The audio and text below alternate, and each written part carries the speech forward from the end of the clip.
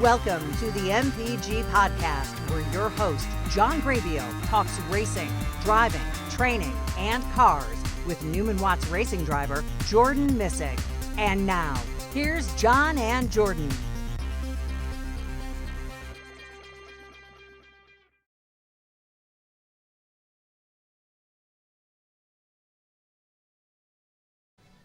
Well, welcome to the MPG podcast. I'm John Graybill. Jordan Missig here. We are in the Missig Performance Group garage. Yes. With Newman Watts racing driver Jordan Missig here with his brand new, we've been talking about this for a while, with the brand new F3. Been on the track for 3 days now. This is our fourth day on track. We were on track Friday and Saturday of last week, and now this being Wednesday, we were on track Tuesday and Wednesday. Yeah, so getting a lot of track time. The car's beautiful. The F3 Honda, still a Formula car? Formula 3, yes. Formula 3 car. Honda motor powered. Honda motor.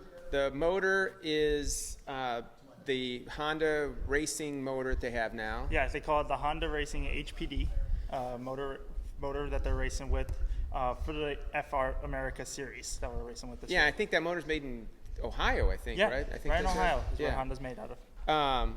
And so how's the car so far? Car's good. A lot of reports, and a lot of us have also complained as well, me and myself a little bit too, the past couple of days. The car likes to understeer a lot. So we're getting a lot of push in mid-corner speeds, push on exit, and push in high-speed corners. So what me and my buddy Antoine, who's over at Turn 3 Motorsports, we like to describe it as it drives kind of like a boat. Drives kind of like a boat. Yeah, so it doesn't like to turn like a real downforce kind of car would normally like to turn.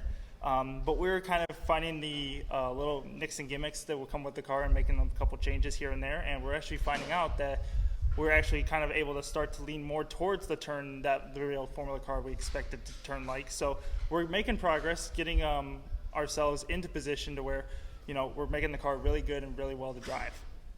And is that through adjustments, downforce adjustments, steering? Could be rebound adjustments, shock setting adjustments, bar adjustments, so sway bar adjustments. We're kind of playing with everything here and there. We played a little bit with aero adjustments here and there. So it kind of varies between each adjustment that you kind of go with. Each adjustment could go between soft or hard bars here and there, or shock settings as well that we're going through. Yeah, so understeer, so drifting is what we call oversteer. Yes. So understeer, you go to turn and it just kind of wants to plow. The best way to explain it is that, it could be like you want to turn, but it's not wanting to rotate as much. So we can explain between the front or the back end of the car. If it's plowing, the front end of the car is not wanting to turn. If it's oversteering, the rear end of the car is turning too much. And that can kind of explain between like your steering inputs. If you're having to put more wheel into the car itself, it's turning too much. If you're having to put more wheel, and you have to get to turn a lot more than what you think. Oh, so speeds, is it fast? Oh yeah, this car is extremely fast. The way it wants to go, straight line speed is where it's key, and it has a lot of horsepower in the rear, and it comes with a turbo that's in the back of the car itself. So, the car just wants to get up and go, wants to speed, and the wheels are spinning in the back, and it's an unbelievable feeling. And you kind of get that jolt to where, you come out of a corner and it's fine, but then once the turbo kicks in, it just jolts you back into the back of the seat, and it's a really good feeling. So we have two tracks here we're at the Audubon Country Club. Yep. A couple tracks here. The south track has a long straightaway, little bit longer straightaway. So what's the max speed are you getting on the long straightaway? Well, in the radicals that we have over here, we got up to about 120 miles an hour. Now, these are past cars that I've been able to drive on this track, so that's why I'm comparing it to them. 120 miles an hour from the south straightaway is the top speed. In this car we were testing yesterday, we're getting up about to 152 kilometers per hour, which translates to about 136 miles per hour down the straightaway. So we're almost going 15 to 16 miles an hour faster in this car on the straightaway than compared to the Radical. Wow, that's fast. Where are you can I ask where are you braking? Almost at the exact same point I am with the Radicals, maybe just a little bit further back. So normally I'm braking in the Radical at the 3 marker. I'm probably braking in this car at the 3.5. So yeah, 136 miles an hour we're going down the straightaway, almost brake at the exact same point. Wow, that's crazy. And the brakes are, solid brakes? You like the brakes? Yeah, there have been reports of the brakes, being one of the major issues, because in these cars we've seen that the brakes don't normally last as long because you're using them so much and you're grinding on them so often that you're going through the brakes a lot more often than you really would like to, compared to like a Radical sports car that we were in. So these brakes, we're going to go through a lot of them this season. We know that. Tires especially too. So we're expecting that going into this season. But the brakes, they handle a lot and they handle like a charm when you use them, but you're going to go through them a lot. And how long are the tires? Looks like you get some brand new tires, at least on the back here. I guess they're all brand new tires. Yeah, we're putting on some new slicks to go off for our next run. So how many? Is the tire going for per day, or how many tires? How many are you going through? So right now, this whole test, we've gone through 2 sets. Through this whole entire test, 4-day test that we've been here.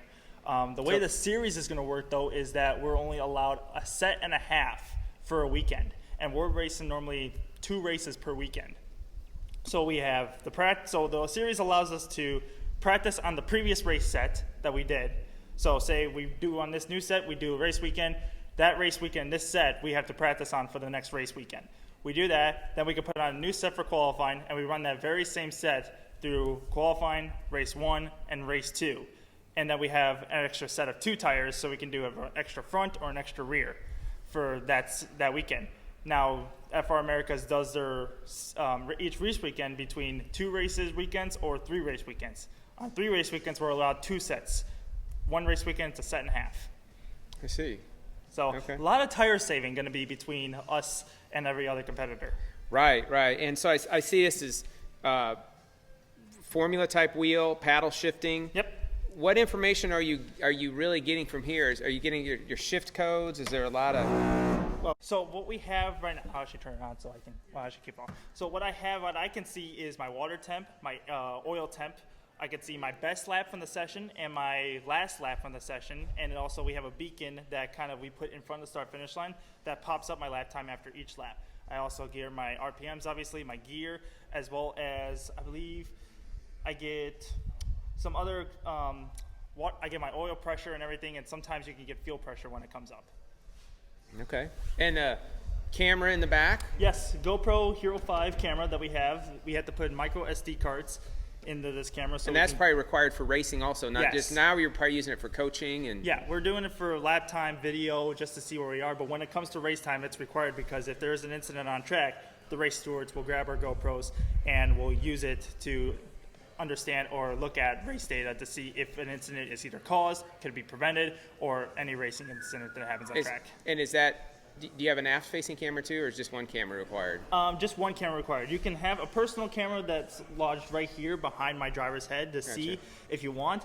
Now, that's obviously the camera that the stewards are not going to grab. They will grab this one because you can see the whole front of the car, both tires and everything.